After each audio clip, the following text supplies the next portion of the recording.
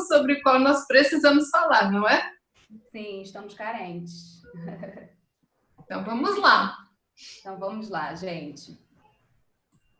Tá todo mundo conseguindo ver minha tela? Sim. Ótimo. Então essa sou eu, Beatriz Machado. Na foto que você divulgou, eu estava ainda com outro cabelo. Isso é comum, tá? Cada bate-papo a gente vai estar com um cabelo diferente, a vida é isso. É bom, final de ano, a gente se renova um pouquinho, aí dá a impressão de que a gente está fresquinha, né? O cansaço parece que foi todo embora, cabelo novo, vida nova.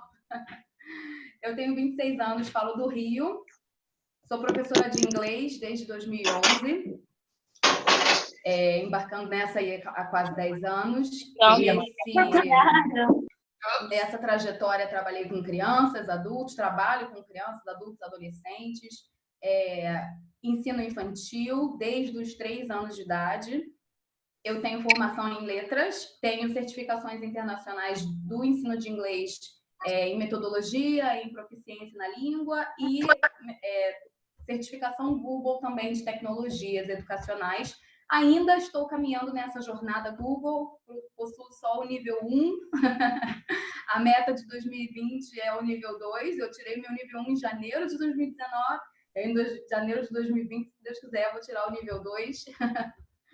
E recentemente comecei a produzir conteúdo online na minha página Bialingue, majoritariamente no Instagram. Então, quem não me conhece pode me seguir lá. E eu dou bastante dicas sobre storytelling, tecnologias e tudo embarcando as metodologias ativas também para todas as idades. E eu fiz algumas palestras sobre esses assuntos e sobre jogos também, que eu sou muito gamer, só que analógica, que eu gosto muito de jogos de tabuleiro e de cartas e jogos analógicos em geral. Então, já falei sobre isso em alguns congressos de educação e de língua inglesa. E sou gateira, tenho 17 gatos. Muito bem, essa é a informação mais importante, não é? Faz todo sentido, vocês vão ver que faz todo sentido com a minha personalidade. Bia, muito obrigada por ter aceitado o nosso convite. Já fica o convite aqui para falar sobre jogos numa próxima. Olha lá, gente. Os gatos também, a gateira. Tem muito professor gateiro, né? Ótimo. Mas cachorreiro, pelo que eu vejo por aí. Adoro cachorros também, só não tenho condição de tê-los. Imagine como seria? Não dá. Eu teria um cachorro só, em troca, né, dos 17 gatos na balança. Ai, mas é muito bom. Meus pais têm cachorro, gato, periquito, tem tudo. Criada com bicho. Muito legal. Então, Bia, eu fiz aqui... Bom, a gente, na verdade, né, nos bastidores, a gente fez ali a seleção de algumas das perguntas para que a gente conseguisse contemplar todo mundo e deixar todo mundo na mesma página também, né? É importante. Algumas pessoas aqui podem já saber o que vem a ser as metodologias ativas em aula, talvez. Nós estamos em 19 aqui, só para contar para vocês. Aqui está na contagem do Zoom, muito legal. Então, Bia, para começar, eu queria que você contasse mesmo o que são as metodologias ativas em linhas gerais, né? Porque isso dá assunto para vários treinamentos. Dá para fazer um treinamento sobre cada metodologia ativa. Exatamente. E ainda vamos ficar com dúvidas, porque, como todo processo ativo, a gente só realmente entende quando aplica. Exatamente. Né? Então, o feedback de todo mundo que está aqui é muito importante depois de começar a implementar. Vão surgir novas perguntas e a gente continua o papo, né? Nas redes. Já deixei o seu perfil do Instagram aqui no bate-papo para todo mundo seguir, @bialingue. Isso. Por favor. O Papo de Professor também, hein? A gente é novo lá e está um pouco parado, mas a gente vai mudar isso, gente. Muita coisa ao mesmo tempo. Mas vamos lá, Bia. O que são as metodologias ativas, então? Vamos lá. Metodologia ativa, como o nome mesmo já diz, é tudo que tira o aluno desse papel passivo de sala de aula, que vem, na verdade, do nome, né? A palavra aluno vem do latim, significa sem luz. O aluno é um, né, um quarto escuro e nós, professores, precisamos preenchê-lo com nossa luz. Então, essa visão da aula expositiva, ou até a expositiva dialogada, em que tem uma pequena troca do aluno com o professor, ela está sendo substituída gradualmente pelas metodologias ativas de várias formas, né? Em várias ramificações. E muitos de nós já fazemos muitas dessas coisas em sala de aula há muito tempo, principalmente a gente que trabalha com língua, porque a gente tem uma facilidade de interdisciplinaridade muito grande, né? Para trabalhar o conteúdo da língua, a gente requer assuntos contextualizados com o mundo real, e isso já traz um significado maior, mais ativo para nossas aulas. E, claro, nenhuma língua é aprendida sem participação ativa do aluno, né? Os nossos maiores problemas vêm justamente quando tem essa falta de participação ativa dos alunos, como engajar, como motivar. Então, para você saber se o que você está fazendo na sua aula já é uma metodologia ativa, independente de qual vertente dela você esteja fazendo, ou parecida com qual, tem esses 3 pontos aqui que a gente precisa considerar para definir se uma metodologia é ativa ou não. Então, o primeiro ponto principal é justamente isso que eu falei agora, é o protagonismo do aluno, é o professor sair do púlpito, do palco e deixar o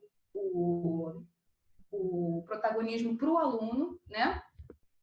E assumir o backstage, assumir esses bastidores como um mentor, como um tutor, como um orientador ou um facilitador, né? Essas palavras que estão em alta agora também, o professor como facilitador. E não como demonstrador de conteúdo, único portador do conteúdo. No mundo de hoje em dia tecnológico, isso seria impossível, né? Mesmo com crianças pequenas. E o segundo item nessa listagem é a ação-reflexão. Se a sua aula ou atividades que você faz na sua aula são pautadas por esse princípio da ação-reflexão, e não o contrário, não a teoria e depois a prática, mas uma ação com teoria ou sem teoria, ou pré-teoria, ou pós-teoria, enfim, que depois gere uma reflexão acerca do que foi feito, né? É muito importante que a gente tenha alguns aspectos científicos nas metodologias ativas que são muito presentes. Toda essa parte de reflexão sobre o que foi feito, como aquilo está agregando no conhecimento, em que áreas a gente relaciona aquilo que a gente está aprendendo, né? E eu estou vendo que algumas pessoas já estão falando de sala de aula invertida, é isso mesmo, a gente vai falar sobre sobre cada vertente das metodologias ativas, cada metodologia ativa, né? Algumas, na verdade, porque não dá para falar de todas, e tem algumas que talvez ainda não tenham nem nome, mas a gente já está desenvolvendo. E o último item é a colaboração. Alguns autores julgam que não é necessário para uma metodologia ser ativa, ela ter a colaboração, principalmente quando a gente fala de contextos online, em que o aluno é muito individual, né? O progresso do aluno é individual, mas isso já está sendo integrado por ter conta das competências, por ser parte das competências do século XXI, todas essas coisas que a gente está falando recentemente, que tornam a colaboração um dos itens mais importantes em qualquer sala de aula hoje em dia, né? Seja ela num contexto presencial ou online. Vamos ver. Então, agora eu posso partir para a próxima pergunta? Aliás, podem ir comentando aqui no bate-papo, porque eu estou monitorando todas as mensagens aqui. Mande particular, mande para todos, da forma que quiser. Eu estou aqui anotando e fazendo essa tarefa hoje. Eu sou a mediadora desse negócio aqui hoje. Eu já não estou dando treinamento. Ai, que bom. Vão falando para mim se eu estou fazendo sentido, porque quando eu começar a descarrilhar o trem aqui, eu falo muito. Então, podem ir parando, perguntando, sugerindo. Outra coisa que apareceu bastante são boas maneiras, né, de se começar o trabalho com metodologias ativas no ensino de idiomas, porque elas podem ser aplicadas em outros contextos, né? Então, falando aqui do nosso terreno, enfim. Vamos lá. Eu botei aqui algumas dessas metodologias ativas que talvez já, como a colega já falou, a sala de aula invertida é uma delas, né? Eu acho que eu fiz um risco vermelho na tela, fiz? Fez sim, mas isso não prejudica de forma alguma a nossa leitura aqui. Pode deixar. Apaguei. Ok. Só para a gente se familiarizar um pouquinho, mas depois eu vou entrar mais a fundo nelas, tá? Às vezes a gente já está fazendo, como eu falei, muitas dessas coisas e não sabe a nomenclatura em si. Então, são essas 4 aqui: aprendizagem baseada em problemas ou projetos, o design thinking, a sala de aula invertida, que é o flipped learning, e o ensino híbrido, blended learning, muito presente nas faculdades à distância, né, nos cursos online. Instrução por pares, que é o peer instruction, coisa que a gente, professor de língua, já faz muito, ou uma variação, ou talvez parte dessa metodologia em sala. E também o team-based learning, o aprendizado por grupos, né? O movimento maker está invadindo nossas vidas com milhões de habilidades artísticas que não necessariamente temos. E o STEAM e o STEM, que são incorporações de habilidades científicas na sala de aula de qualquer disciplina. Ciência, tecnologia, engenharia, artes e matemática, essa sigla, tá? Então, se você já não começou sem saber, como começar? com toda essa informação meu Deus, eu vou ter que mudar absolutamente tudo. Não necessariamente. Você pode começar em pequenos passos, e a gente não está tirando aqui a validade da aula expositiva, nem de um momento mais centrado no professor dentro da sala de aula, que talvez seja necessário, principalmente dependendo da idade que você está trabalhando. Então, a gente não precisa substituir absolutamente tudo, reinventar completamente a sua aula, mas ir inserindo momentos de atividade maior e maior protagonismo nos alunos, até que isso se torne algo natural e os alunos mesmos busquem isso, percebam como isso traz benefícios para eles, né? Para o aprendizado deles. Então, acho que a primeira coisa que a gente precisa listar, no início de qualquer aula, na verdade, né? Todo o planejamento de aula parte desses 4 pontos e outros extras, né? Acho que esses são os principais, as raízes, assim. A gente precisa sempre definir quais são os objetivos de aprendizagem daquela aula que a gente está trabalhando. Então, no caso de línguas, eu quero que hoje meu aluno saia da aula com a habilidade de dar sua opinião sobre música. Então, esse é o objetivo da minha aprendizagem. Qual conteúdo ele vai precisar ter para conseguir alcançar esse objetivo de aprendizagem? Então, para dar a opinião deles, eu vou selecionar frases, né, expressões da língua que sejam úteis para que ele consiga expressar a opinião dele, e também vocabulário de música, trazer um pouco de conhecimento de artistas, né, de gêneros, enfim. Tudo que esteja relacionado aos objetivos de aprendizagem e não o contrário. A gente não pode partir do conteúdo para o objetivo, a gente tem que partir do objetivo para o conteúdo, para que a gente entenda em que momentos o aluno vai conseguir ser mais ativo.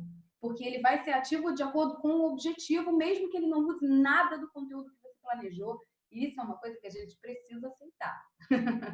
A gente precisa aceitar que, às vezes, o aluno está fazendo exatamente o que você espera que ele faça, sem usar o conteúdo que você está ensinando ali, porque ele tem um outro set de conteúdos que ele já sabia, que ele prefere e que também serve para comunicar aquilo que ele quer comunicar. Mesmo que o conteúdo seja o que vai cair na prova. Então, tem diferença aí, a gente depois fala de avaliação num outro ponto, né? Mas para o aprendizado mesmo, para o engajamento do aluno, porque isso é significativo para ele, é importante que a gente entenda que o conteúdo, ele é uma sugestão, né? Mas ele não é absoluto no ensino, né? E aí, daí a gente vê, para ensinar esse conteúdo, quais recursos tecnológicos fazem sentido, são necessários, vão realmente agregar no meu objetivo de aprendizagem lá em cima. Então, a gente tem que tomar cuidado com tecnologia para não ser simplesmente um enfeite na nossa sala de aula ou uma caixinha que a gente marca para o nosso departamento acadêmico ver que a gente está usando, e aquilo está tirando tempo, ou então tirando o protagonismo do aluno e botando na tecnologia, né? que não deve ser soberana à sala de aula. Então, tem que ter uma curadoria muito séria de quais recursos tecnológicos, eu não estou falando só de recursos digitais, tá? Estou falando de materiais também, no caso de aulas mais maker, que recursos, que materiais, que ferramentas eu vou usar para que aquele objetivo de aprendizagem seja facilitado. Gente, a minha mãe é professora também e ela está me pedindo o link.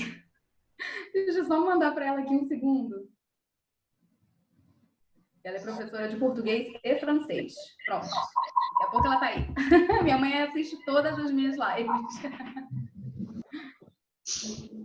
Então, continuando. E de que forma a gente vai avaliar se o seu aluno, né, conseguiu alcançar esses objetivos de aprendizagem? É um passo extremamente importante em aula. Não estou falando aqui de prova, de avaliação formativa, não necessariamente, tá? Mas em sala de aula, durante o desempenho do aluno, eu ia avaliando de que maneiras eu vou monitorar e avaliar se ele está alcançando esses objetivos de aprendizagem. E também avaliar se os recursos tecnológicos estão levando ele para alcançar esse objetivo ou tirando ele da rota.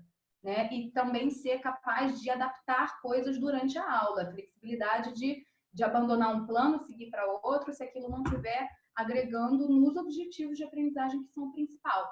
E aí, dessa forma, com esses 4 itens definidos no nosso planejamento normal de sala de aula, é que a gente pode ver dentro dessa listagem aqui de metodologias ativas quais se encaixam, quais são possíveis de ser realizadas, porque às vezes a ideal não vai caber naquele meu tempo de aula, ou não vai ser fácil para o meu aluno desenvolver e pode frustrar ele naquele momento. Então, tudo a gente tem que ir avaliando, né? Conhecer todas elas para saber de que forma eu consigo integrar, não necessariamente uma só, né? Dependendo da aula, você consegue em várias etapas e ir aplicando partes dessas metodologias e misturando elas e fazendo uma coisa nova na sua sequência didática, né? A gente não precisa seguir essas metodologias como uma outra Bíblia na nossa sala de aula, né? A gente precisa ter esse pensamento crítico do que vai realmente agregar e do que vai e do que não é necessário, tá? Então essas metodologias elas têm várias etapas e talvez a gente não vá conseguir cumprir todas elas, mas o importante é você estar propondo essas 3 etapas, esses 3 itens na sua sala de aula: o protagonismo do aluno, a ação, reflexão e a colaboração. Então, todo o seu planejamento de aula, a sua sequência didática, as suas atividades, você já pode refletir se estão proporcionando essas 3 coisas, e aí você já começou a implementar metodologias ativas na sua sala de aula. E aí? Tá dando para acompanhar? Bia, eu posso pedir uma coisa? Um desafio, né? Você listou ali 8 metodologias, pelo que eu vi. Isso. Você conseguiria dar um resuminho assim de 2 minutos do que vem a ser cada uma delas, para mais uma vez a gente ficar todo mundo na mesma página? Sim, é o que a gente vai falar agora. Então vamos lá. Aqui a gente tem 4 que na verdade se parecem muito, as duas da esquerda com as duas da direita, elas se parecem muito. A aprendizagem baseada em problemas e projetos e o design thinking, eles têm elementos muito semelhantes, diferenciando talvez um pouquinho no final. E a sala de aula invertida e o ensino híbrido também fazem parte um do outro, né? Então vamos lá. A aprendizagem baseada em problemas ou projetos, ela parte principalmente de um desafio, né? De um problema que seja real, alguma coisa que afete realmente, tem que ter tem que ser significativo para o contexto daqueles alunos, para o contexto daquela escola, o contexto daquela comunidade. Esse problema pode ser proposto pelo tutor ou pelos alunos, tá? E aí a gente começa com perguntas. Às vezes, a gente já faz isso muito, a gente já fez isso até aqui nessa live, por exemplo, porque tudo parte de perguntas. A gente primeiro precisa saber o que os alunos querem saber, para que a gente consiga planejar, de alguma forma, um conteúdo que seja relevante para eles, né? Então, perguntas sobre aquele assunto, o que que eles já sabem, o que que eles não sabem, o que que eles gostariam de saber, onde eles querem chegar com aquilo. E dali levantar hipóteses sobre esse problema ou nesse projeto, e utilizar de metodologia científica, de pontos da metodologia científica, para trazer reflexão e não necessariamente, mas também, possivelmente, uma solução para aquele problema. Tá? A aprendizagem baseada em problemas, ela não precisa necessariamente solucionar um problema, mas o objetivo é refletir, é trazer esse pensamento crítico para a sala de aula e ação dos alunos na reflexão desse problema e em como eles se relacionam com isso e como aquilo impacta a vida de todos, né, dali. E é uma metodologia interdisciplinar, porque esse problema pode estar relacionado a absolutamente qualquer coisa. E esse problema, como eu falei, pode ser definido pelos alunos. E aí a gente vai ter a elaboração do método de trabalho. Como é que a gente vai trabalhar, como é que a gente vai pesquisar sobre isso, como é que a gente vai descobrir, aprender mais, responder às nossas perguntas. Esse método pode ser como qualquer método científico, né? Pode ser uma pesquisa quantitativa, qualitativa, um estudo de caso, enfim. Eles vão definir aquilo, ou o professor pode definir de acordo com a idade, pode sugerir, né, de acordo com a idade, o que ele acha mais palatável. E aí a gente vai, no passo a passo, partindo do problema, pesquisando na literatura, trazendo a vivência, o conhecimento prévio que os alunos já têm daquilo, e sempre trazendo a reflexão sobre o que está sendo descoberto. E aí a gente intervir, de alguma maneira, naquele problema. Então, essa é a aprendizagem baseada em problemas. O produto final, ideal, é um relatório, né? Como qualquer trabalho, um TCC, por exemplo, em menor escala, para que a gente consiga sintetizar o que foi descoberto, concluir, né, aquela reflexão. E daí você vai montando o seu currículo de acordo com esses problemas que impactam e traz o conteúdo do seu curso dentro daquela aprendizagem. Aqui a gente tem uma visão talvez um pouco mais holística e menos individual dos conteúdos, né? Porque tem muita coisa que vai aparecer aqui que não estava planejado, e é isso mesmo. Então, uma das coisas que as pessoas costumam mencionar nessa aprendizagem é que é menos conteúdo programado de acordo com o material didático tradicional e mais habilidades invisíveis sendo trabalhadas ali dentro daquela aprendizagem, né? Dentro daquela metodologia. E aí é muito parecida com o Design Thinking no que diz respeito a soluções para seres humanos, né? O Design Thinking, ele é bem humanista, ele trabalha muito forte essa questão da empatia e vai querer compreender um problema, coletar dados sobre as pessoas que são impactadas por aquele problema, projetar soluções e prototipar. Essa é a diferença do Design Thinking para a aprendizagem baseada em problemas. Ele vai gerar um protótipo de alguma coisa, qualquer coisa, seja digital, seja analógica, o que for, para propor essa solução desse problema. E aí a gente vai implementar e avaliar também da mesma forma que tem a reflexão com o PBL. Mas tem essa diferença de um protótipo, né, de uma coisa que vai ser criada para uma intervenção naquele problema. Qualquer dúvida, vocês vão botando aí nesses dois, tá? Bia, você poderia dar um exemplo de projeto que você fez com seus alunos, seja PBL, seja Design Thinking? Sim, eu fiz, inclusive, com crianças bem pequenas. A gente estava vendo o alfabeto e o primeiro contato deles com a língua. Então, óbvio, como sendo crianças muito pequenas, a gente não vai gerar um relatório no final da aula, no final daquele projeto, mas de que forma a gente consegue transformar esse aprendizado deles em algo sintetizado, né? Então, a gente trabalhou primeiro as letras e as letras que tem nos nomes deles, porque era apenas o que eles sabiam escrever, os nomes, os próprios nomes. Então, a gente partiu desse ponto e aí perguntas, como você faz essa letra? Em que nomes tem essa letra? Que nomes na sua família essa letra se repete, né? Aparece no início, aparece no meio do nome, aparece no final do nome. Você escreve com letra de mão, você escreve com letra de imprensa, e como essa letra impacta no som do seu nome. Porque isso é algo muito difícil para crianças em fase de alfabetização, entender que na pronúncia talvez aquele H não tenha som, mas ele existe, né? Então, e letras também do alfabeto no inglês que não tem no português, como o Y, como o K, como o W, mas que em nomes ele aparece muito, essas letras aparecem muito.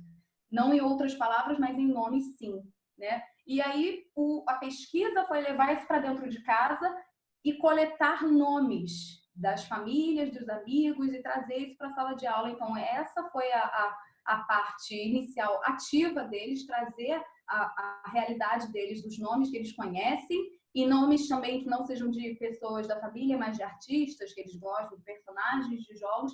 E daí a gente foi fazendo cartazes com as letras, né, no início, no meio, no fim, e com expectativas de nacionalidades, por mais que isso seja um pouco abstrato para crianças, mas eles conseguem perceber se aquele nome tem cara de brasileiro ou se aquele nome parece, né? Você provavelmente vai ter algum nome na sua sala de aula, algum sobrenome, talvez, que tenha alguma nacionalidade bem visível ali, algum nome oriental, ou enfim, algo que seja difícil de pronunciar. Então, trabalhar essas letrinhas com eles ajuda bastante.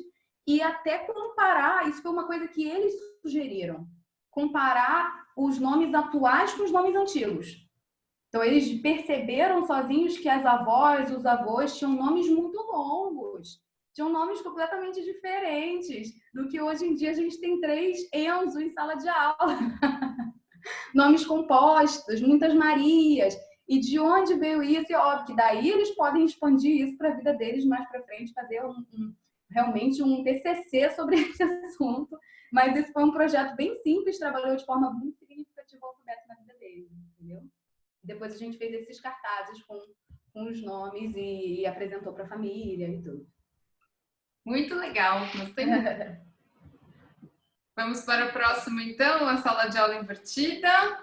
Vamos lá. A sala de aula invertida é justamente o que o nome sugere. Você vai ter a sala de aula fora da sala de aula. O que a gente entende como o ensino expositivo, né, tradicional, o contato que o aluno vai ter com aquele conteúdo programado vai ser fora da sala de aula e você vai deixar a sala de aula reservada para o momento de maior atividade, prática, discussão, implementação, prototipação, pesquisa de campo, enfim, o que fizer sentido naquela aula para você. Então, a sala de aula invertida, ela vai trazer aquele conteúdo por meio de vídeo ou de leitura. Você, professor, pode produzir esse vídeo ou pode enviar vídeos já prontos para eles. A gente tem um acervo enorme no YouTube Edu, muitas coisas já preparadas, maravilhosas, que em sala de aula talvez a gente perdesse o dobro do tempo para conseguir expor aquele conteúdo para eles, ganhar essa atenção, competir com os colegas de conversa e com celulares, e ele vai fazer isso em casa no ritmo que ele quiser e vai repetir aquilo quantas vezes for necessário, quantas vezes ele quiser, vai assistir de novo, vai ler de novo. Então, a gente ganha aí a gente consegue abranger mais diferentes estilos de aprendizagem, né? Pessoas que gostam de copiar, de escrever, de anotar, de resumir, de assistir de novo, de assistir só o áudio, enfim, de ir tentando fazer enquanto ele fala, de desenhar, e ele não conseguiria, talvez, a gente não conseguiria talvez dar conta de tudo isso numa sala de aula tradicional, mas invertendo você consegue. Então, o aluno já chega na sala de aula muito mais confortável com aquele conteúdo, porque ele assistiu quantas vezes ele quis, enfim, ele interagiu com aquilo em casa da forma que ele quis. E aí, na sala de aula, você reserva, como eu falei, para discussão, para atividade,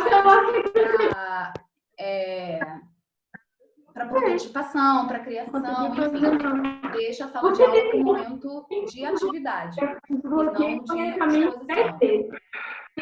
de exposição. Só um momento. Valéria, eu gostaria de pedir para você desativar o seu som Eu não estou conseguindo fazer isso aqui manualmente. Eu deveria conseguir porque eu sou anfitriã, mas eu não consigo.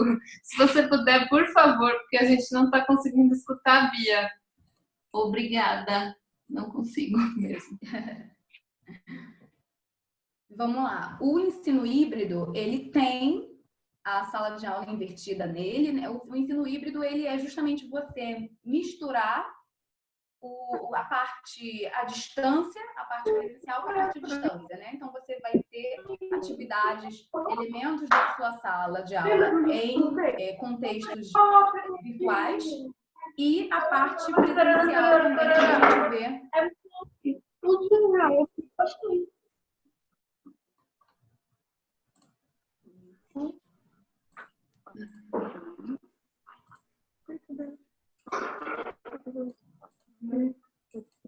Valéria, eu não sei se você nos ouve ou não, mas eu não estou conseguindo desativar o seu som.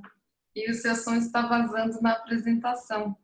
Se você puder, por favor, desativar o seu som, te agradeço muito. Eu deixei a Valéria. Valéria? Não consigo. Deu? Deu certo, será? Opa, acho que deu. Vamos tentar de novo. Sim. Então, voltando, o ensino híbrido é a gente alternar em contextos virtuais de aprendizado à distância e a parte presencial também, como a gente vê em muitos cursos de graduação semipresencial hoje em dia, né? E na nossa própria sala de aula também, quando a gente bota uma atividade de casa para ser feita num contexto virtual, ou uma atividade pré-aula, como a sala de aula invertida, ou durante a aula em que a gente tem uma avaliação feita no ambiente digital durante a aula e depois volta para um contexto presencial, enfim. O ensino híbrido, ele não tem uma medida 50-50, ele vai de acordo com o que você se identifica mais, com o que se identifica mais com a necessidade da sua aula, né, do seu programa.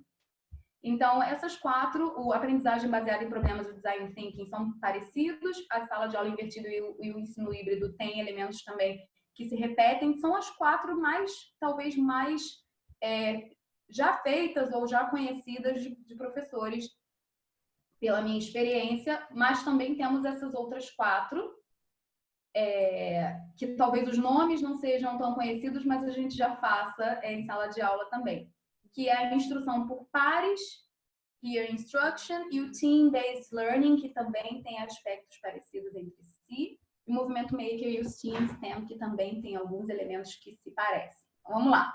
A instrução por pares, ela tem toda uma ordem de coisas para acontecer, uma sequência de coisas que fazem sentido, né? Com aquela metodologia que talvez a gente já faça parte disso ou tudo ou algo semelhante, né? Então, ele tem o professor como um tutor e o aluno, os alunos, né, os pares, individual e pares, como vão reagir àquelas coisas que o professor vai propor para eles. Então, o professor primeiro cria exercícios de leitura e disponibiliza online, leitura ou um vídeo ou interpretação, né, de algum material. O aluno faz essa leitura prévia e responde as questões, envia. E isso pode ser feito num contexto de flipped learning, geralmente é feito, tá? O professor, então, revisa essas respostas e planeja a sua aula de acordo com o que ele vê que está faltando, de acordo com o que ele vê que já tem, que os alunos já têm de conhecimento, isso na turma inteira. A turma inteira vai fazer esse processo pré-aula e vai enviar, e o professor vai partir daí com o planejamento da aula dele. E esse planejamento de aula, ele vai ser composto de questões conceituais que ele quer que os alunos sejam capazes de responder sobre aquele tema. E aí ele vai planejar uma aula curta, porque o objetivo aqui é que não tenha muito tempo de falatório do professor, né? Então, uma aula curta com essas questões conceituais, e aí ele vai propor uma reflexão individual e uma votação. Uma votação, um quiz, uma avaliação, né? De verdadeiro ou falso, ou de múltipla escolha. É importante que essa avaliação seja objetiva, tá? É importante, é essencial, praticamente. E aí ele vai ver o resultado em aula dessa avaliação. Você pode usar tecnologias de votação online, né? Ou algum jogo com feedback que você consiga ver esse resultado e não deixar os alunos verem nesse momento quem acertou e quem errou. E você avaliar se essa variação ficou entre 35% e 70% da turma. Porque se a gente tem menos de 35%, é melhor voltar do que continuar. É melhor voltar e tentar uma outra abordagem, ou então repetir essa aula curta para propor essa votação de novo, que ainda está uma estimativa muito baixa, né? O Plickers é ótimo para isso, concordo. Plickers é ótimo. E aí, se tiver entre 35% e 70%, mais de 70% também é ótimo, maravilhoso, você não precisa mais insistir naquele assunto, parte para um próximo, que já temos a compreensão da grande maioria da turma, né? E não é algo que você precisa da instrução em pares, você vai partir de uma outra forma para dar continuidade daquele conteúdo. Desses 35% a 75%, o professor vai motivar a discussão das respostas e a razão das escolhas em duplas, em pares. Então, os alunos vão se juntar em pares, o professor vai fazer esses pares de alguma forma que ele consiga ter pessoas que botaram a alternativa A, pessoas que botaram a alternativa B, ainda sem saber qual é a certa e qual é a errada, para convencer o colega, para explicar por que ele escolheu aquela opção, por que ele acha que aquela opção é a certa, e eles vão discutir isso em duplas e vão se convencer e vão se explicar da forma que eles quiserem, com recursos tecnológicos, com disponibilidade de literatura ou de vídeos ou até do material que o professor enviou antes, para mostrar para o colega por que ele escolheu aquela resposta. Então, aqui a gente tem várias habilidades, né, sendo trabalhadas, e essa autonomia do aluno escolher também como fazer essa justificativa. Depois eles vão fazer um novo voto, e aí o professor vai avaliar se passou dos 70%, vai explicar a opção correta, brevemente, porque os alunos já se explicaram, né? E aí ele vai partir para uma nova aula curta, com outro conteúdo daquilo que ele quer trabalhar, e assim esse ciclo se repete. Então, ele é uma metodologia bem sistemática que a gente já utiliza, pelo menos eu vejo muito na sala de aula de línguas, mas não nesse passo a passo exato que a gente viu aqui, né? Mas muitos dos aspectos que a gente sabe que são muito bons para eles, né? Trabalhar em duplas e etc. E o Team-Based Learning ele é bem parecido, só que com times, com grupos, né? Não em duplas. E não com esse passo a passo estruturado exatamente dessa forma. Mas trabalhos em grupo, né? Em que cada aluno vai contribuir com aquilo que ele tem mais facilidade. Então, sei lá, a gente pode propor que os alunos criem uma narrativa. Eu gosto muito de storytelling, né? Eu acho que é uma coisa que trabalha muito ativamente todos os aspectos possíveis da língua e outras habilidades também. Então, a gente pode pedir que eles criem uma narrativa ou que eles adaptem uma narrativa. Vou falar do projeto que eu acabei de fazer, que faz mais sentido. Os alunos tinham que ler contos de fada infantis em casa. Então, eu disponibilizei vários contos de fada, coisas bem simples deles lerem, que eles já conhecem, como Chapeuzinho Vermelho, enfim, todos esses contos de fada. Eles iam ler esses contos. Depois, em sala de aula, a gente ia juntar pessoas que leram o mesmo conto ou que gostariam de trabalhar com aquele conto específico em grupos. Dali, eles tinham que inventar uma nova versão daquele conto, questionando os estereótipos que aquele conto levanta de maneira negativa, né? Então, modernizar aquele conto para ensinar novos valores às crianças que iriam ser expostas àquele conto mais para frente. Então, o produto final desse projeto, a gente está trabalhando aqui com um projeto também, né? O Team-Based Learning com a aprendizagem por projetos. O produto final era eles fazerem esse momento de contação de história para uma turma de crianças da escola e ver a moral da história, se aquelas crianças entenderam e compararam se elas já conheciam o conto original, né? O que mudou e o que você acha que foi mais positivo, o que você acha que melhorou nesse conto. Então, eles se desenvolveram da forma que eles quiseram, se dividiram da forma que eles quiseram, mas é muito importante que haja uma avaliação do grupo como um todo e individual também, uma autoavaliação e uma avaliação dos participantes do grupo. Sem a gente criar aqui uma cultura de dedo duro, né? Algo negativo nesse sentido, mas fazer os alunos entenderem que isso é algo que eles vão fazer no mercado de trabalho constantemente. Ver o que está faltando, o que poderia estar melhor e fazer essa crítica construtiva para os próprios colegas de trabalho de maneira colaborativa, né? Não vai afetar a sua nota você fazer uma crítica construtiva para o colega, né? Não vai, o colega só tem a crescer com o grupo inteiro com aquilo que você sugerir para ele, etc. Então, tirar também do professor essa função de crítico e de, né, avaliador constante. Isso já é trabalhado dentro dos times e aí cada um consegue explorar também suas diferentes qualidades. Então, a intenção é que todos participem da forma que se sentem mais confortáveis e da forma que conseguem contribuir melhor para aquilo, né? Então, a gente acaba tendo mais progresso do que de fato, críticas, né? Bia, vou te interromper rapidamente porque eu também tive essa dúvida e a Adriana também. Quantos anos têm os seus alunos que fizeram esse projeto? Qual? O do Conto de Fada ou do Alfabeto? De contos de fadas. Adolescentes de 12 a 15 anos. Obrigada. Mas, assim, eu acho que isso é algo que poderia ser trabalhado a partir, talvez, dos 8 anos. Né? Não mais cedo que isso, porque a gente precisa de habilidades de letramento, que eles precisam escrever, né, e etc. Então, a idade... Embora a gente consiga fazer essa versão também de forma oral, não precisa escrever, aí acho que dá para fazer de uma outra forma mais reduzida, né? Mas para ter realmente é importante que eles tragam o aspecto nostálgico também, que eles já tenham uma certa idade para lembrar de como aquela história impactou a infância deles e como eles gostariam que aquilo impactasse a infância de crianças hoje em dia, né? Deixa eu ver aqui. Eu gosto de pedir aos alunos para criarem um novo final da historinha. Exatamente. Muitos deles fizeram exatamente isso. Pegaram a história exatamente como ela é e só trocaram o final porque eles problematizaram apenas o final. Né? Ah, final feliz. Não, vamos botar aqui uma catástrofe. Botaram. É a vida. Tem que ensinar as crianças que é a vida.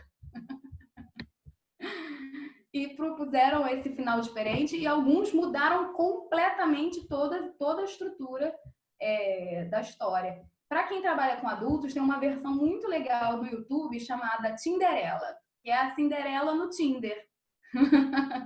Então, é uma versão moderna desse conto de fada, sem o aspecto fantasioso, né? Não tem fada madrinha. O que acontece aí a fada madrinha é a tecnologia que une a Cinderela, a Tinderela, com o príncipe encantado, que na verdade é um cara comum, né?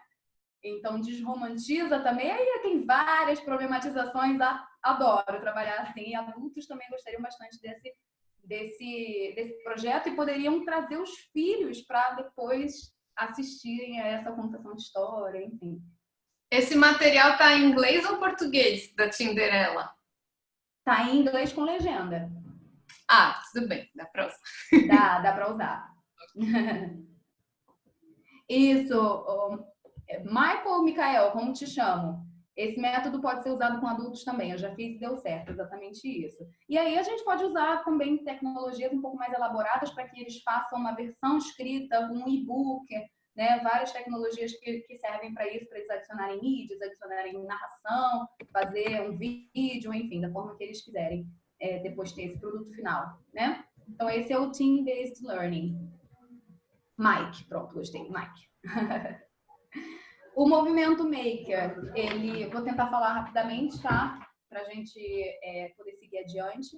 O movimento Maker é a aprendizagem mão na massa, que trabalha ativamente a fabricação de algo relevante, pode ser digital ou analógico. A gente tem a parte do movimento maker que vai muito mais para as áreas de computação, de programação, de design, né, nessa parte digital. E também tem o movimento maker, como é que chama? Raiz, offline, que trabalha com uma fabricação de algo analógico que vai intervir de alguma forma no problema também levantado. E ele tem uma produção reflexiva, né, o tempo inteiro. Então, um problema que gera uma hipótese, que gera uma criação de algo, a implementação dessa criação e a reflexão. E aí volta para o problema e aí faz outra hipótese. Então, assim, a gente vai. E aí, nesse movimento maker, surgiram os Fab Labs, os laboratórios de fabricação, que muita gente acha que isso significa fabulosos, né? Laboratórios fabulosos, que são também, porque tem impressora 3D, cortadora laser, e aí a gente fica com medo, porque não tem esses aparatos tecnológicos onde a gente trabalha, né? E não precisa disso para você ter um movimento maker. A gente já faz isso, quem trabalha com educação infantil, gente. Desde que o mundo é mundo, trabalha com movimento maker de alguma forma significativa. O que a gente consegue, de fato, criar com aquilo que a gente está vendo, né? E aí a gente trabalha ciências naturais, matemática, computação, robótica, ciências exatas, a lógica aplicadas à solução de problemas humanos. Então, todas essas áreas integradas aí ao movimento maker, que também se assemelha bastante com o STEAM e o STEM nessa parte de ciências, né? De ciências naturais. Que é a incorporação desses conceitos científicos, tecnologia, engenharia, matemática e artes para desenvolver aquele conteúdo de outra disciplina, ou da própria, né? Mas de outra disciplina que não naturalmente teria essas disciplinas incorporadas. Então, um exemplo de atividade STEAM que eu fiz para os meus alunos de 8, 9 anos foi um desafio de limpar o vazamento de óleo, e aí a gente tem questões reais e atuais que estão acontecendo no nosso país, tá? É muito importante trazer algo que eles consigam, eles vão dizer que, eu vi isso no jornal, meu pai está falando sobre isso. Trazer isso para uma reflexão mais ativa, né? E talvez eles nem entendam do que se trata. Então, materiais para isso. Óleo de cozinha. Se você tiver corante, é melhor, porque aí você consegue, eles conseguem visualizar na hora que você misturar o óleo com a água, o que é água e o que é óleo, né? Porque fica translúcido, então um corante preto de preferência ou sei lá, vermelho, o que você tiver em casa, corante alimentício, tá? Algo que eles possam, que não vai fazer mal nem a pele também, nem nada. Que eles podem, inclusive, se eles quiserem botar na boca, só vai ser ruim, mas não vai trazer mal nenhum dentro da validade, não vai trazer mal nenhum para eles. Então, e aí mostrar, tem um barquinho, você pode fazer o barquinho de papel, pode pedir para eles trazerem um barquinho, pode pedir para eles fazerem um barquinho de papel em casa. O barquinho tá lá na água, você tem uma tigela, uma bacia com água e sujou de óleo. E eles vão ficar desesperados. Teacher, professora, pelo amor de Deus, sujou tudo, cagou tudo, e agora meu barquinho de papel? Então, mostrar que aquilo é uma catástrofe, que aquilo acontece. E aí você tem esponja, algodão, colher, papel, toalha, o que mais vier à sua cabeça e tenta limpar agora esse óleo. E eles vão experimentar, e eles vão vir com tanta língua que não estava planejada, né? Para conseguir expressar a frustração, os desejos, a curiosidade deles. Então, se tem algo mais ativo, eu desconheço. Assim, maravilhoso, não tem como não se divertir. E justamente nesse processo de dar errado, porque tudo vai dar errado, tá? Spoiler, tudo vai dar errado. Eles vão tentar com a esponja, eles vão tentar com a colher, aí eles vão falar, mas essa colher é muito pequena, tinha que ter uma colher maior. Você pode, inclusive, botar uns peixinhos dentro de papel, ou então de algum outro material, botar uns peixinhos, botar uns bichinhos, o Procurando Nemo. E já pensou se fosse no Procurando Nemo isso aqui? Algo que eles se relacionam. E aí você ir levantando o que o professor faz nesse momento de assistir a como eles vão se virar. Propor perguntas de reflexão. Ah, a gente precisa de uma colher maior, mas aí você vai tirar, ou você acha que você vai tirar só o óleo? Ah, não, vai tirar a água do oceano também. E aí, você vai diminuir o oceano? Não dá. E o algodão, fica um pouco de algodão na água, porque a gente molha e ele vai liberando um pouquinho dos pelinhos. Então você está poluindo mais do que, né? E ir trabalhando com essa reflexão conforme eles forem expondo o que eles estão sentindo, o que eles querem, o que eles estão propondo ali para aquela atividade. E depois que aquela atividade foi feita completamente sem sucesso, porque eles não vão conseguir limpar, a gente vê como é difícil, depois que isso acontece, a gente reverter o quadro, né? E expor isso de alguma forma, seja num cartaz, seja num desenho, seja numa campanha, da forma que você preferir. Então, isso é o STEAM, STEM, também associado com um pouco com o movimento maker, com o Team-Based Learning, né? Tudo isso, a aprendizagem baseada em problemas. Então, essas metodologias, elas vão se conectar em vários pontos. Então, acho que eu consegui resumir, não em poucas palavras, mas consegui dar uma resumida em todas, né? Sim, muito bom. E aí, várias das perguntas que a gente tinha na lista foram sendo respondidas, né, no decorrer. Isso. Por exemplo, como introduzir essa metodologia em turmas não acostumadas com em turmas mais acostumadas com o ensino tradicional. Você deu vários exemplos. E acho muito difícil que a gente tenha alunos resistentes a metodologias ativas, né? É mais o contrário, assim, o esforço da escola convencer o professor de que o trabalho com metodologias ativas, né? Ou o esforço do professor mais tradicional de ser convencido de que as metodologias ativas são muito mais significativas para os alunos e vão dar muito mais resultados em termos de aprendizagem, não só do idioma, mas para a vida, né? Aprendizagem para a vida. Exatamente. Esse teu projeto da água e do óleo aí, gente, esses alunos piquititicos vão saber explicar para todo mundo por que esse impacto ambiental é tão gigantesco, qual é a consequência disso, etc, etc. É maravilhoso. E sabe o que é melhor? É que depois os pais vêm falar, então por isso que ele resolveu pegar meu óleo de cozinha em casa. Então por isso que ele me pediu para comprar corante. Porque eles querem reproduzir aquilo em casa, com a família, com os pais, etc. E a gente pode... às vezes eles ficam, tem alguns alunos que são muito, como é que chama? Eles não se dão por satisfeitos, eles querem continuar. Não, eu vou conseguir, eu juro que eu vou conseguir. Então faz em casa, tenta em casa. Depois tenta com outros materiais. Ah, não, professora, mas a gente não conseguiu porque não tinha isso, não tinha aquilo outro de material. E então em casa ele pode tentar e trazer aquele resultado, fotografar, né, trazer de alguma forma. E dar continuidade àquele projeto, né? Com outras tentativas, com outras hipóteses. E se a gente misturar sal? E se a gente, sei lá, né? Enfim, o que eles quiserem fazer. Sim, então eu tô riscando a tela toda, gente. Não tem problema.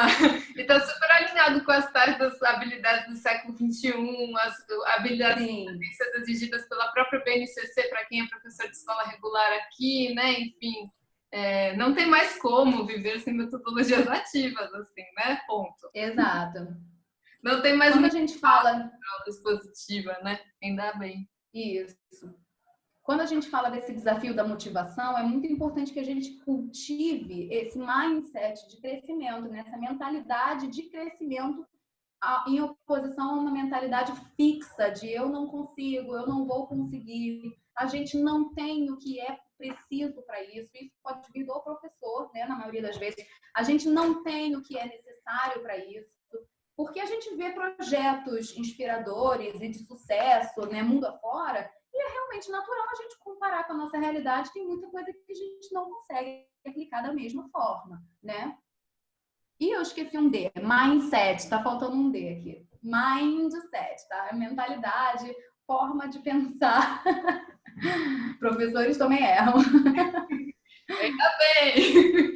Né? É justamente aqui, ó. O erro faz parte do processo de aprendizagem. Então, a gente sair dessa mentalidade fixa, a gente como professor, para poder passar isso para o aluno. Porque se a gente não mudar internamente primeiro, a gente não vai conquistar ninguém, gente. A gente vai estar mentindo para todo mundo, inclusive nós mesmos, né? E aí vem uma dificuldade que, às vezes, o professor tem um mindset de crescimento, mas a gestão dele não tem. Ou, às vezes, a gestão tem um mindset de crescimento e não consegue convencer o professor. professor e aí, consequentemente, tudo vai resultar no aluno também não comprar ideia, né? E a família, e todo mundo começar a questionar. Às vezes tem um professor que está balançando estruturas e, inicialmente, as pessoas se incomodam, né? Quem não quer embarcar no barco e fica incomodado. Então, é importante que a gente trabalhe isso. Eu acho que início de ano está aí a melhor época possível para a gente começar com o pé direito. Quem faz treinamento nas suas escolas, nos seus cursos, já ir trabalhando esse pensamento de crescimento, né? Que o medo se transforma em curiosidade, a crítica incapacitante, ela vira uma crítica construtiva. Então, em vez de a gente criticar, só criticar, a gente pensar em como solucionar aquilo que está faltando. Não é criticar para justificar por que eu não quero fazer aquilo, né? Trazer uma lista de problematizações para, né, não dá. Em vez disso, a gente tentar solucionar, talvez não dê agora, mas dê no meio do ano, dê no ano que vem, dê com essa turma, não dê nessa. Enfim, e ir fazendo.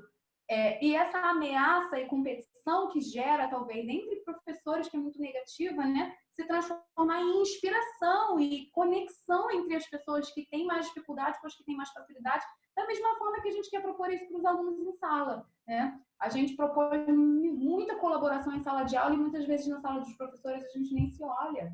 Eu vejo muito isso, né? Na realidade onde eu trabalho. Então, é um trabalho de formiguinha que passa por esse incômodo inicial mesmo, mas é importante que quem está fazendo não pare e que quem não está fazendo comece a ver que aquilo só vai te agregar. E não tem competição ali, né, entre professores. Não devia ter, pelo menos. Se você está numa instituição que promove isso, é a hora de questionar isso também. Porque todo mundo perde com isso, né? Então, o mindset de crescimento é justamente essa visão de que o erro é fundamental no processo de aprendizado. Eu não sei se vocês conseguem ver aqui atrás, que é uma das coisas que eu tenho na minha sala de aula, em inglês, dizendo que erros são esperados e respeitados. Eu espero que você erre. Se você não errar em nada, eu não precisava ter te ensinado aquilo. A gente perdeu tempo aqui, né? Então, eu espero justamente que existam erros e respeito esses erros. E os alunos entre si terem essa mentalidade também, para a gente começar a implementar essas metodologias, né? Mudar aos poucos no nosso contexto educacional e ver que vai ter um feedback muito grande até no respeito que a sociedade está faltando ter por nós, né? Ver uma evolução que ocorre naturalmente em todas as áreas e que na área de educação a gente ainda está muito preso no passado, em muitas coisas, né? Vamos lá, aqui. Estão comentando, mindset é fundamental, mudança de pensamento, sair da zona de conforto, exatamente. Do contrário, será faço o que digo, mas não faço o que eu faço. Exatamente, a gente vê muito isso, né? Para os alunos também. Quando fiz o projeto do Anima Escola no colégio, os alunos não acreditaram que eram capazes. Nossa, isso é muito frequente, né? A autoestima deles estava em baixa. Tive que contextualizar muito o trabalho, mostrar vídeos com produções de outros alunos da rede municipal, mostrar oficinas que eu fiz com alunos antigos, colocá-los para fazer oficinas. Quando eles conseguiram ver as próprias produções, começaram a acreditar. A motivação é fundamental. E aí é uma sementinha que você plantou que só vai dar frutos, né? A gente não volta mais. Depois que a gente vê que a gente consegue qualquer coisa, só a gente talvez não consiga sozinho, mas consegue em grupos, não consegue hoje, mas consegue amanhã, enfim, e vai vendo como se a gente fosse driblando esses obstáculos para, né, independente de quais existam. Ah, gente, minha mãe. Eu não sabia ainda esse parabéns aqui, não foi nada combinado. Você vê de onde vem, né? De onde vem essa inspiração maior de todas. Dizem que o fruto nunca é longe da árvore, não é? Exatamente. Eu botei aqui eu não sei se a gente tem tempo para falar de algumas tecnologias que são úteis, né, como sugestões para a gente implementar essas metodologias ativas, dá para a gente fazer? Se todos quiserem continuar aqui, eu posso continuar. Eu acho que essa é uma das coisas que a galera mais quer saber, né? Referências. Sim, vamos lá, claro que temos tempo. Quem não puder, então, pode ir embora e a gente depois vai subir no nosso canal, mas quem quiser ficar, estamos aqui. Então, vamos lá. Voltando àquilo que eu falei lá no início. A tecnologia precisa de um processo crítico antes de você usar só porque é muito colorido, os alunos vão adorar e tem barulhinhos ótimos. Não pode ser esse o motivo da sua escolha para uma tecnologia em sala de aula, né? Não é uma coisa para distrair eles. Por mais que as tecnologias também sirvam para nos ajudar no manejamento de disciplina dos alunos, de comportamento e tudo, isso não pode ser o principal, né? Tudo tem que ser a partir do aprendizado, do engajamento no aprendizado, e aí daí a gente ter uma melhora também no comportamento dos alunos como consequência, né? Não como causa. Então, vamos lá. Primeiro, a gente tem que avaliar tipos de tecnologias digitais para a gente saber o que a gente quer. Então, eu botei 5 aí, tem muito mais do que isso, eu botei 5 só como demonstrativas do que eu vou falar aqui. Quem já conhece, já vai botando nos comentários, quem quer saber o que é, já vai botando também. Então, a gente tem tecnologias digitais que são distributivas, e aí ela parte de um princípio de para todos. Então, a gente tem o rádio, a TV, né? Para muitos. Rádio, TV, podcast, YouTube, Netflix, é uma mídia que vai ser distribuída da mesma forma para muitas pessoas, para todas as pessoas, né? Temos essas tecnologias em sala de aula? Temos nosso quadro interativo, nossos vídeos, nossos áudios, né? Sala de aula invertida também é material que a gente envia, que vai ser igual para todo mundo. São necessárias também na nossa sala de aula, como um ponto inicial, talvez, de partida. Ela serve para quê? Para a gente aproximar o aluno daquele conteúdo, né? Para a gente justamente distribuir, apresentar o que a gente quer apresentar. Mas ela para aí, não tem interação, né? É só uma distribuição, uma exposição. E aí a gente tem as tecnologias interativas ou imersivas. Aqui a gente fala de realidade virtual e realidade aumentada, jogos que são interativos e que tem um feedback, né, para o aluno. Então, eu botei um exemplo aí do Kahoot. A gente tem Quizlet também, quem conhece. Temos o Flickr, que foi recomendado aqui. Socrative, tem vários. Tem as próprias ferramentas Google também, como o Google Formulários, que, né, tem essa interação entre o aluno e o conteúdo.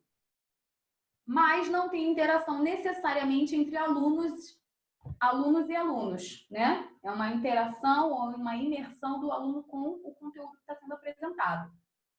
E aí a gente tem o item 3, que são as tecnologias colaborativas. Aí a gente já tem uma interação aí a gente tem muitos para muitos, ao contrário das interativas, que é 1 para 1, né? 1 para 1, ou poucos para poucos, né? As colaborativas a gente tem muitos para muitos. Por que poucos para poucos? Acho que eu deixei um pouco vago. Porque a gente pode fazer, por exemplo, um Kahoot em grupo, em pequenos grupos, em duplas, em trios. Eles vão jogar entre si em duplas e trios, mas são poucos para poucos. Nas colaborativas, a gente tem todo mundo interagindo com todo mundo ao mesmo tempo. E aí a gente tem salas de bate-papo, redes sociais, fóruns, as ferramentas Google colaborativas de produção de texto, produção de slides, produção de planilhas, armazenamento de arquivos, né? Todas essas ferramentas que estão aqui embaixo. Deixa eu botar aqui meu... Como é que eu boto? Eu tô sem. Como é que chama? A luzinha. A luzinha para eu circular. Aqui embaixo, tá, gente? Ferramentas Google Gzão ali. Colaborativas. São muitos para muitos. E o item 4 são as que a gente talvez mais difíceis da gente ter conhecimento para poder usar, que são as tecnologias analíticas. E a gente tem para personalização da aprendizagem. A gente vai falar de Big Data, de inteligência artificial, né? Para personalização dessa atividade, que pode ser substituída pelo fator humano professor. Você não precisa de uma tecnologia para fazer essa análise, você pode fazer essa análise você mesmo, se você não souber como. Eu mesma não sei como utilizar essas tecnologias ainda, né? São coisas que estão também surgindo no momento e a gente precisa sair muito da nossa zona de conforto para entender esses conceitos tecnológicos, enfim. Então, o que eu mais vejo hoje em dia sendo usado são o item 1 e 2. distributivas e interativas. Imersivas ainda vejo pouco, por uma questão financeira, às vezes, de, por exemplo, uma realidade virtual, né? Uma realidade aumentada, mas temos opções também baixo custo ou zero custo dessas tecnologias, tá? De realidade aumentada, por exemplo, que o próprio professor pode usar o celular dele, caso queira, para não precisar que os alunos tenham um celular em sala. E a realidade virtual é a mesma coisa, vai um de cada vez, e aí você também trabalha a paciência, todas essas coisas necessárias para lidar com tecnologia, né? Porque a tecnologia ela também causa, às vezes, uma bagunça, um caos, e muitos professores, às vezes, desistem de usar aquela tecnologia porque, meu Deus, eles ficaram loucos, ninguém respeitava a vez de ninguém e não queriam mais saber de mim, eu falei para parar, ninguém quis parar, enfim. Tem que a gente aprender também a lidar com essa tecnologia primeiro e aceitar tudo isso que vai vir junto no pacote, porque é trabalho de formiguinha. A gente vai acostumando eles, da segunda vez vai ser melhor, da terceira vez melhor e assim por diante. E para colaborativas, eu botei aqui o exemplo do Padlet, em que a gente tem murais interativos, os alunos vão compartilhar conteúdo da forma que eles quiserem, em texto, vídeo, desenho, links, GIFs, imagens da galeria deles, fotos que eles vão tirar na hora. O que eles quiserem, eles vão compartilhar naquele mural. O professor vai desenhar aquele mural da forma que ele quiser. Se ele quiser um mural com tudo junto, é um mural com tudo junto. Se ele quiser algo por categorias. Eu fiz um projeto muito legal com o Padlet no Dia Internacional da Mulher, em que eles tinham que compartilhar referências de mulheres na vida deles, ou famosas, poderia ser a mãe, poderia ser a irmã, ou famosas, de acordo com as categorias que eu botei ali. Então, atrizes, cantoras, políticas, cientistas, pode a gente também ver mulheres ocupando esses diferentes espaços, né, de sucesso. Esportes, por exemplo, e aí vieram muitas jogadoras de futebol, então os alunos, os meninos também tinham muitas referências, mas na hora que eu perguntei, no início de tudo, né, a questão levantada foi: quem é seu ídolo? A maioria dos meninos disse homens. Isso é uma questão de representatividade, né? E as meninas também disseram meninos. Então, Shawn Mendes, Justin Bieber, quem são seus ídolos? E aí a gente questionou, por que não mulheres, né? E aí a gente foi mostrando, nossa, quantas mulheres maravilhosas tem aí. E eles foram, e aí o conteúdo que a gente estava vendo era questões pessoais, informações pessoais, nome, idade, nacionalidade e profissão. Então eles tinham que botar uma foto da pessoa e responder esses 4 itens, e aí a gente teve um mural interativo online que depois a gente enviou para os pais, e os pais também puderam acrescentar em casa pessoas da época deles, talvez que as crianças não conheçam, e esse mural deve estar rolando até hoje aí, mais contribuições, atualizações eternas que eles vão querer continuar, mas não vai ter tempo em sala, né? Quantas a gente pode botar? 2, 3? Não dá para botar mais do que isso, né? E então a gente usou o Padlet para isso nesse formato de categorias. Ele escolhe qual categoria ele quer acrescentar e acrescenta, né? Fica mais organizado.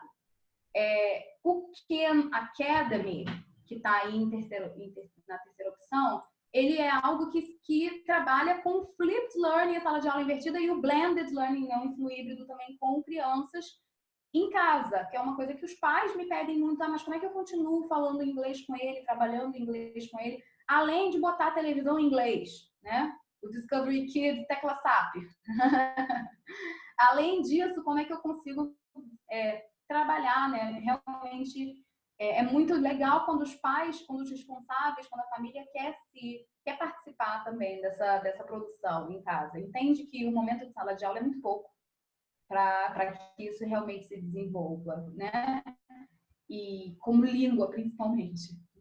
Então, o Khan Academy é uma ótima opção. Ele vai ter atividades, vai ter vídeos, vai ter musiquinhas, vai ter desenhos que ele vai fazer com o dedo na tela, vários joguinhos, várias coisas que ele pode fazer em casa, e você pode usar isso como ponto de partida para a aula. Como pré-aula, né, a sala de aula invertida, ou como pós-aula, uma atividade para casa, enfim, que tem um feedback imediato, que ele já vai ver se ele está fazendo certo, se ele não está fazendo certo. Se for o caso, né, às vezes é só uma extensão, uma musiquinha de algo que você trabalhou em sala, a própria musiquinha que você trabalhou em sala, para os pais continuarem ouvindo com eles no carro, enfim. E o Class Dojo da mesma forma, embora o Class Dojo seja mais conhecido por outras coisas, não sei quem usa, quem conhece o Glassdojo pode botar aqui nos comentários. Eu, particularmente, já não uso mais para pontuação, como eu usava antes. Quando começou o Glassdojo foi febre, todo mundo queria, nossa, meus alunos estão muito mais comportados, realmente, mas quando a gente começa a entender mais sobre motivação intrínseca, a gente vê que crianças são naturalmente curiosas. Você não precisa convencer uma criança de ser curiosa, de querer saber o que é aquilo. Ela vai para um contexto de escola, para um contexto educativo, com essa mentalidade de que é um lugar que eu vou aprender coisas novas, que eu vou conhecer pessoas, enfim. Se você está tendo que convencer com recompensas, que tipo de adulto ele vai ser no futuro, né? O chefe vai mandar ele fazer trabalho e vai perguntar, vou ganhar o que com isso? Entendeu? Então, e aí a gente já vai fomentando muito mais coisas negativas a longo prazo do que esse imediato do controle de sala de aula, que a gente fica desesperado e toma medidas drásticas, né? Então, serve para isso, mas eu particularmente não uso mais. O que eu uso para esse dojo hoje? Eu tenho até uma tela aqui aberta com ele, com um exemplo de turma, ó. Isso aqui é uma demonstração de turma que já vem no próprio aplicativo, tá? Tem o nome dos alunos aqui, temos Beyoncé, Denzel Washington, né? Jennifer Hudson, Justin Bieber, Leonardo DiCaprio. Esses são os alunos da turma, e aí aqui tem essa ferramenta que eu falei de pontuação. Isso você pode usar de uma forma não competitiva e não negativa, como trabalhando o positivo com eles. Você está participando, você está persistindo. Você pode fazer isso num contexto colaborativo da turma toda, como a gente tinha antigamente o jarrinho de bolinhas de gude. A cada atividade completa, a cada coisa interessante, positiva, o aluno vai lá e bota uma jarrinha, uma bolinha, quando a gente completar, a gente tem um filme, uma aula temática, enfim, algo que seja interessante para um contexto de aprendizado. Você não vai dar bala, né? Porque isso não vai angariar nada na cultura que você está criando para aqueles seres humanos em formação. Então, algo que seja relevante para um contexto educacional. Eles aprenderem que vão ganhar mais conhecimento, vão ganhar um conhecimento mais personalizado, enfim. Isso é interessante a gente trabalhar também, né? Que a vida depende, você tem que plantar para colher, isso não é negativo, mas até que ponto também a gente precisa sempre de uma recompensa, né? Então, ter sempre esse lado crítico em mente. E para quem não quer fazer dessa forma competitiva, ou enfim, não ter essa individualidade dos alunos, pode fazer um bichinho só, um monstrinho só, e esse monstrinho representa toda a turma, um mascote, por exemplo. E aí esse mascote é que vai ser alimentado pela turma toda, então precisa ser um trabalho em equipe, etc.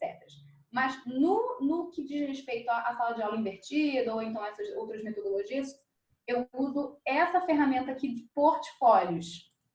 Aqui você consegue criar uma atividade de texto, gravação de vídeo, foto ou desenho. Você bota a descrição da atividade, foto do quarto, instruções, tire uma foto do seu quarto. E eles vão trazer aquilo para a sala de aula. Atribuir a turma, você manda para todos os alunos.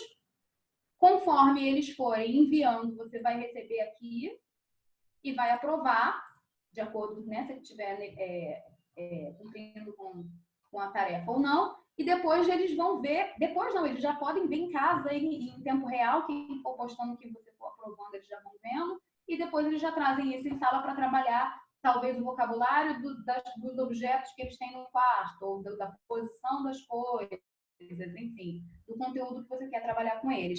E esses portfólios, eles ficam acessíveis para os pais. Então, você tem a ferramenta aqui, convidar os pais, e aí você manda por e-mail ou por código QR. Imprime, eles levam para casa, os pais se conectam, e aí você também tem um contato por mensagem com os pais aqui, ó, traduzidas em mais de 35 idiomas. Então, independente da língua que você ensina, inclusive você vai estar expondo os pais daquela língua também, né? E se ele não entender, ele tem o botãozinho traduzir lá. Então, você pode se comunicar com os pais na língua que você ensina, para eles terem essa referência da língua com você, né? Esse relacionamento com você também na língua, que é algo positivo dentro da realidade de cada um, né? Você pode definir, olha que interessante, o horário de silêncio, para ninguém te mandar mensagem domingo de madrugada, tá? Então, é uma tecnologia melhor, talvez, do que um WhatsApp com os pais, em que a gente pode ter algumas barreiras aí sendo ultrapassadas de intimidade, não é mesmo? E o mural da turma, que funciona como uma rede social. E aí você posta fotos do que você está fazendo, arquivos para os pais poderem baixar em casa, trabalhar com as crianças, exercícios que você fez, os vídeos que você trabalhou, tudo isso. Então, ele é uma ferramenta muito completa, que ainda está sendo usada muito mais nesse contexto de recompensas do que colaborativo. Tem um kit de ferramentas aqui embaixo também para você usar em sala de aula, como criador de grupos. Eu quero duplas. 2 alunos por grupo, e ele separa aleatoriamente esses alunos. São ferramentas muito interessantes para você usar. Timer. Vocês têm 2 minutos, né? 1 minuto. E aí ele já tem um timer aqui no quadro. Que mais? Direções. O que a gente vai fazer hoje? Então, você bota a data. Item 1, página 10. Item 2, vídeo. E aí você já diminui a ansiedade dos alunos que vão estar perguntando: o que a gente vai fazer hoje? O que a gente vai fazer hoje? O que a gente vai fazer agora? O que a gente vai fazer agora? E agora? E agora? E aí eles conseguem seguir também no ritmo deles, se você deixar, né? É isso, o ClassDojo é bem completo, tem muito mais coisa, vocês explorem aí em casa. Ideias também, aqui nesse Grandes Ideias, ele tem séries, só que são em inglês, tá? De vídeos para trabalhar pensamento de crescimento, growth mindset, perseverança, empatia, gratidão, mindfulness. Nossa, que conceito abstrato até pra gente, né? Não sei nem traduzir mindfulness, olha que professor de inglês. E aí ele tem essa série de vídeos e atividades, ele vai assistir o vídeo, depois ele vai desenhar um monstro, e ele pode fazer isso em casa também. Então, é muito útil, muito uma ferramenta assim, que eu acho muito subestimada. É o ClassDojo. Polêmica essa ferramenta, tá? Muito polêmica, justamente por causa dessa coisa da recompensa, da competição, e às vezes é difícil de você convencer seu gerente, sua gestão, que você está usando de uma maneira crítica, tá? Que você não está usando apenas para isso. Porque tem escolas que proíbem o uso do ClassDojo, tá? Proíbem. Bia, tem uma pergunta aqui, até qual idade você acha que podemos trabalhar este site? Olha, depende do que você vai usar. Se você for usar, por exemplo, essas ferramentas aqui embaixo, de timer, criador de grupos, o aleatório é ótimo, ó. Quem vai responder a pergunta? Pronto. Isso aqui não tem idade, gente. Você pode fazer isso com os adultos. Ah, mas os monstrinhos são muito infantis. Vamos lá. Editar turma. Beyoncé. Não quer o monstrinho? A gente vai criar um novo conjunto aqui de fotos dos próprios alunos, com o rosto dele. Aí você pega a foto do seu computador, tá? Ou pesquisa na internet. Ele tem essa opção de você pesquisar uma foto da internet e botar lá, e aí você bota uma foto do próprio aluno, ou enfim, para não ficar essa interface infantilizada do monstrinho. Então, você consegue usar com adolescentes até com adultos, gente. É só eles embarcarem e verem que é algo lúdico, né? Você coloca a foto dos alunos e aperta enviar monstros. Mas eu acho interessante para várias coisas, né? Acho que talvez com adultos não seja necessário, porque ele simula uma rede social. Então, você pode usar a própria rede social com seus alunos adultos, que é onde você vai ter, inclusive, muito mais significado real da vida deles, né? Do que essa ferramenta aqui. Mas com adolescentes, eu uso também. E eles gostam. E eles pedem: teacher, e o monstrinho? Você esqueceu o monstrinho hoje. Então é isso, gente. Deixa eu continuar lá onde eu estava na apresentação, para ver se ficou faltando alguma coisa. A gente falou já sobre a aplicação das metodologias com crianças e com adultos, né? Que foi o que ficou faltando. Essas abordagens aqui, acredito que já talvez sejam conhecidas por vocês, para a gente guiar de que forma a gente vai pautar as metodologias ativas, né, de acordo com que abordagens pedagógicas a gente vai se basear para aplicar aquela atividade, enfim. E como os cursos online, que foi uma das perguntas que foram feitas, né? Eu já falei bastante sobre isso aqui durante as coisas que eu mencionei. Então, se tiver ficado alguma dúvida, a gente pode continuar o papo, né? O EAD, que é o aluno escolher de que forma e em que ritmo ele vai estudar, e o ao vivo, que precisa aquele horário marcado com a presença e a interação do professor com o aluno, né? Então, foi isso, gente. Se quiserem fazer perguntas, esse é o momento. Vamos lá. Muito obrigada. Aliás, Bia, a gente tinha combinado sobre falar sobre referências. Você já deu a referência dos aplicativos, mas para os professores que queiram ler mais sobre o assunto, ou assistir vídeos, enfim. Vamos lá. Eu acho que, assim, referências dessas abordagens aqui é muito importante, tá? É bem importante entender de abordagens educacionais. Aí a gente tem, entre os autores, Vygotsky, a gente tem Piaget, temos Paulo Freire, temos a teoria conectivista, que é algo mais recente, com Siemens. Eu vou enviar para você tudo isso, tá, Dani? Por escrito, para entender melhor sobre cada uma dessas abordagens e de que maneira elas se conectam com as metodologias ativas, para a gente ver que benefícios os alunos vão ganhar com cada uma, né? Nessa hora de definir qual vai ser mais adaptável, qual vai ser mais benéfica, e entender um pouco mais também sobre essas abordagens, o que elas trazem de prós e contras, né? Então, primeira referência são essas aqui. Na verdade, essa aqui também, né? A diferença de pedagogia, que é o ensino infantil para crianças, né? No grego.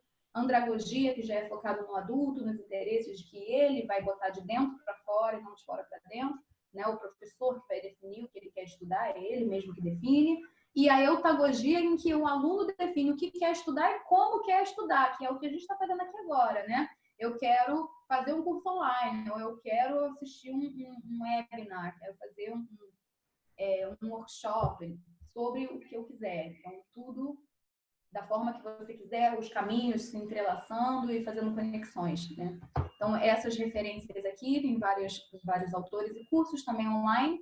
E eu queria deixar a sugestão, como eu te falei, de um curso que tem tudo isso que eu falei aqui, bem mais completo, mais passo a passo, né? Para você conseguir botar tudo isso em prática e organizar nas caixinhas aí da sua cabeça, que é do Ser Prof. Vou botar aqui no site, no chat, serprof.com.br, gratuito. Ficou faltando o R. serprof.com.br. É um curso gratuito de metodologias ativas, gente. Tá lá. É só se inscrever. Tem outras coisas também nesse site que você vai gostar de ver.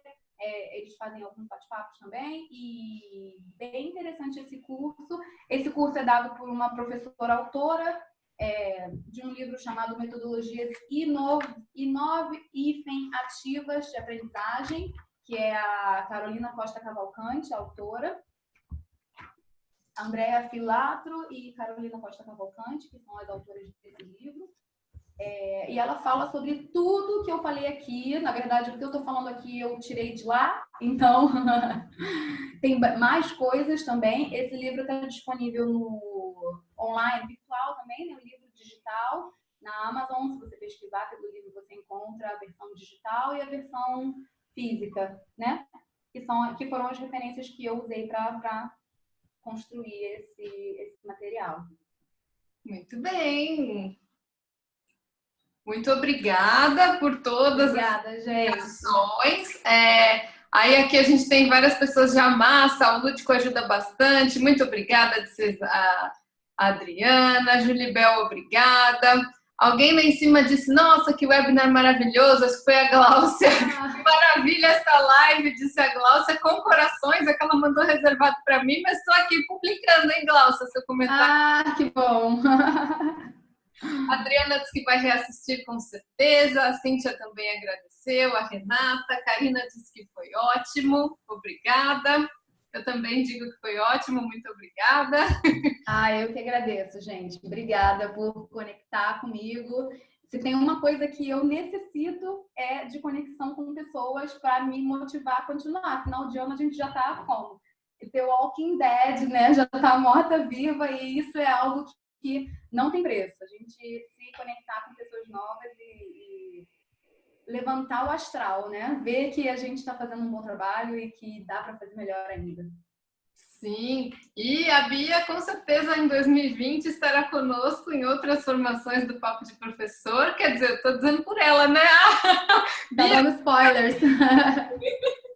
publicamente você está super convidada a continuar com a gente, acho que foi super legal e, enfim, bom conseguir colocar você em contato com outros professores de outros idiomas também, né? Assim, porque às vezes no inglês a gente fica no mundo, muito no mundo do inglês, a gente não, porque eu não Com certeza.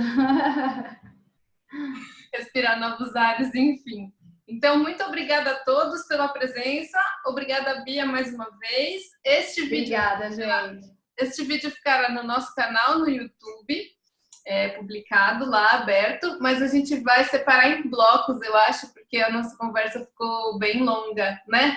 E no a gente vai postar, eu vou fazer um post sobre as ferramentas que você citou, contando sobre o nosso bate-papo, e também vou publicar as referências que você vai me indicar, para deixar tudo acessível e mandar para quem se inscreveu, né? Porque afinal éramos 90 inscritos e tivemos 28 presentes. Então, com certeza, a partir de amanhã as pessoas vão falar: ah, mas eu quero ver o vídeo, eu quero ver os materiais, você pode me mandar, daí eu vou, enfim, enviá-las. Então, obrigada e bom domingo a todos. Obrigada, gente. Obrigada. Beijos. Bom domingo. Tchau, tchau. Tchau, tchau.